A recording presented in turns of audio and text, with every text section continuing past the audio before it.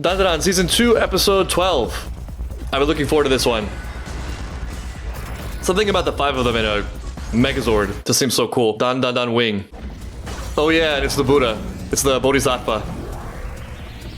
Netero would be so proud. Amitufo. How the hell do we make this move? I don't know, but I wish I did. The Kaiju's coming. Holy crap! Oh my god, imagine the horror. Can I push over? Are we gonna explode? It's so funny, they're in this amazing thing. No idea how to use it, and Godzilla is coming. And listen carefully to what I have to say. Whoa, I okay. will consult the manual. I just lost all the confidence that line inspired. We don't have time to read the manual. Click a button and push it. And that's how the Earth was destroyed. Is it weird to say this feels realistic? Wait, what was that? Danger, stealth kaiju, big, nothing too bad. That's a horn, those are eyes. I'm a genius. I'm Kinta Sakata. Wow, this is both detailed and unhelpful. Alright, I'm just gonna move forward and swing my arm, and if you get hit, it's your own fault. What the friggin' hell was that? Confuse your enemies. To confuse your enemies, first you must confuse yourself. It's a tough day for the Buddha, for the Bodhisattva. The Bodhisattva truly practicing unattachment to its own life. Okra is not there. My expectations have been so horribly destroyed. I was thinking about the 5 of them, you know, kicking ass in this giant machine, this giant mech. And then the actual truth is, it's the 4 of them getting their asses kicked in this really cool machine. This is so cool, though. I feel like this is like how it would really go. You know, like in a lot of shows, they find themselves in the gear and it saves them. They kick ass with it. But no, you wouldn't know how to use it. It would probably take a decade of training. And then there were 3. Yes, this is perfect for Gigi, actually. Forget the mech. Wow. Nice. We're just watching this. Give him permission. Tell him to channel his anger. Say you'll fight him if he fights Godzilla. What is that thing? It's gigantic. Oh my gosh, Miss Ayase and the others are Yeah, this is really terrible, yeah. Fight it! Fight it! Fighting that would be fun. So do it! What should I do? Put it together, Okarun! Crush everyone. Come on, Okarun, make the connection. It's right there in front of your eyes. He wants to do it, though. Evil Eye. There you go. There you go. Oh, this should be amazing. Okay, we're still in it. The robot's made of nanoskin, so all I have to do is visualize controlling it. Whoa, okay, Ever that's since cool. I can remember, I've always wanted to pilot my very own giant robot. Wow, that sounds like Deku for some reason. Ever since I was a little boy, I always wanted to be a hero. I'm so happy for Kinta, though, legitimately. Robot anime and dreamed of this moment a Yeah. 1,000 times. Yeah, and you think it'll never happen either. Your wish came true. I'm jealous of him. God, I see what you do for others. Here goes. I'm really happy for him. But it should have happened to me instead. I've seen at least 3 mecha animation. I played a lot of mecha games. This came up in Pantheon, but on the real though, I kind of feel like this ship has totally sailed now and forever, just because the likelihood is it would be a drone. Though you can still be the drone pilot, and if there's something like VR, it could be awesome. But you wouldn't get like the G-forces or the feeling of the weight, the very reasons why you'd probably use a drone instead of a piloted mech. Though who knows? I have a little bit of a fantasy hope that drones cure some of the problems of warfare. In that if we get to the point where the most powerful weapons are things that humans don't need to control, humans are sort of obsolete in the actual combat, and so maybe this leads to fewer casualties.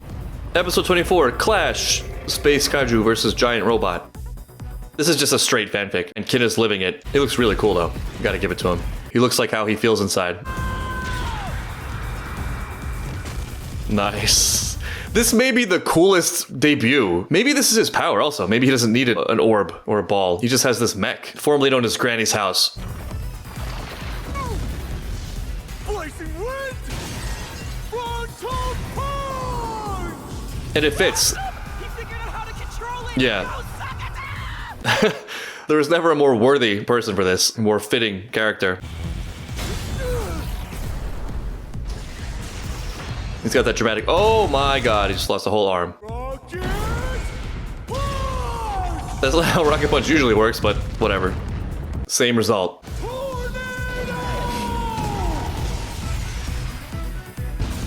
Okay, I guess we're not worried about human casualties. It's okay. Wait a minute, are Momo and Aira still inside? This is cool. Some of the weight is coming through in the animation.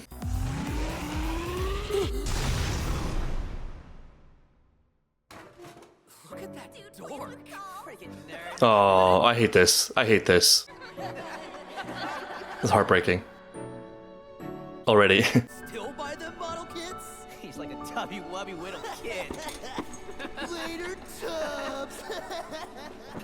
Terrible.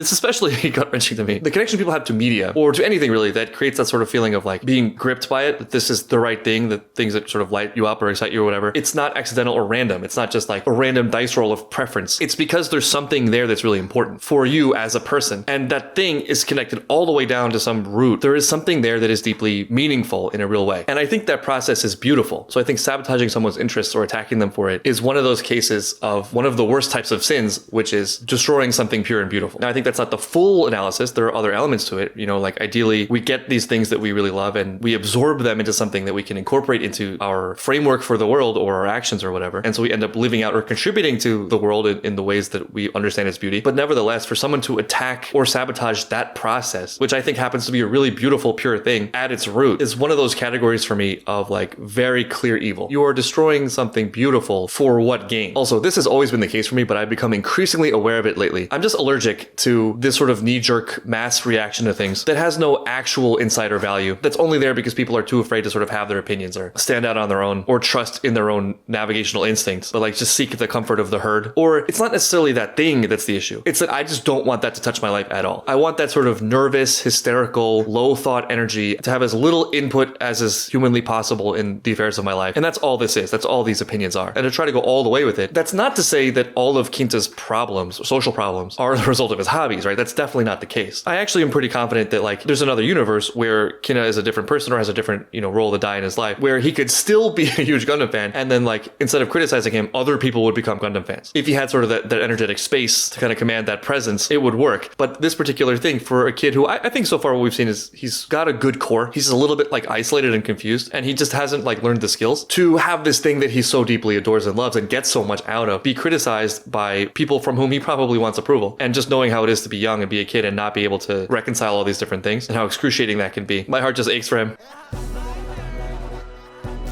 But not anymore. This is a good like allegory too for coming into yourself in adolescence or in adulthood. Once you know who you actually are and you see it in your own perspective and you don't rely on other people's opinions for survival. This is where it all makes sense. I don't care what anyone says. Good. Because I love it. There you go. There, that's what it is.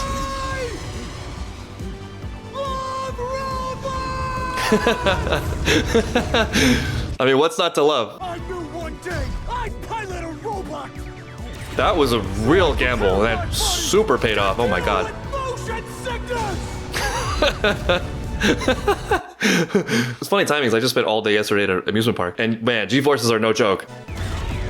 Sometimes you forget. It was right here a second. It shrunk into the orb again. It can do that. Or into Little Godzilla. I was hit. That would be a weakness, right? Kaiju turned invisible again. Alright, it goes invisible. Oh, it broke the head. Maybe it's fragile because it was originally a house.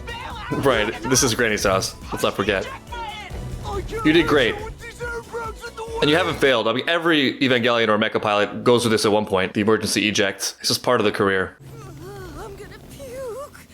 Yeah, they are still in here. Don't move the robot. Oh, thanks. So this is actually a great Tens of thousands. combo. That's Miss Ayase's power coming out of the robot. Yeah, we sort of lost her for a second there. What about Aira? Oh, there she is. Wow. This is starting to feel a little bit overpowered, honestly. That scummy kaiju clear as day. Yeah, that's what I said at a certain point in the recent episode. You can see it with hair. Are you good? She did not prepare for the motion sickness. Sit back and leave the rest to Kinta Emperor Great Pegasus Sakata. Shut up! Just get to it. The robot. The way you drive it gets everyone sick. Yeah, and who the hell are you? You know, they haven't met still. Could you dumbasses pipe down already? Whoa, we just got a huge upgrade. Nice. What are you doing? Just drawing pictures.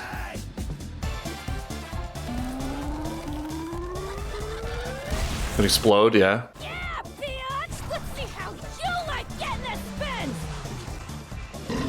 Oh, it's gonna get motion sick. Don't waste your time. Run sideways, run sideways. I see they went to the Prometheus School of Running.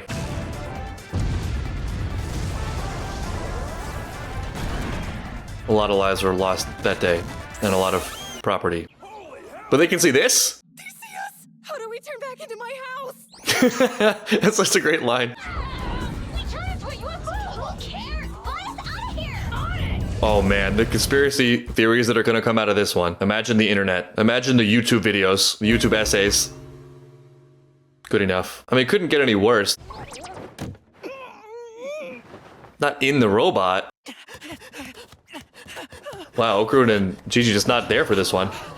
Oh, their perspective. So what do we do now? We just borrow Granny's house every time we have a fight with a giant thing? At least we have a good way to store it. Yo, actually, where the hell is Manjiro? He is becoming a YouTuber how? He missed everything. Again. No, it's a teeny kaiju. Oh? Gotta adopt it. Excuse me, sorry. It's mine. It's my kaiju. Why is it still here? It's a little bit too big to carry. Gigi? Evil Eye! What are you doing? Oh, Evil Eye. Always causing mischief. How did it get so teeny? Someone's poking it with a stick. Where's your mother? Where are your parents? The way this show has worked this season, I bet she's gonna become a main character eventually. Little girl. And dude poking kaiju with stick. I classified as a large alien kaiju, I think. What, space alien? It's mine. They don't eat Earth food like Where are the police? I have so many questions. How do we lose carnivorous alien them? kaiju. Oh, guy with stick is in hot pursuit. Good. You did not prepare your fitness. We made it! Wow. Okurun's calisthenics paying off once again.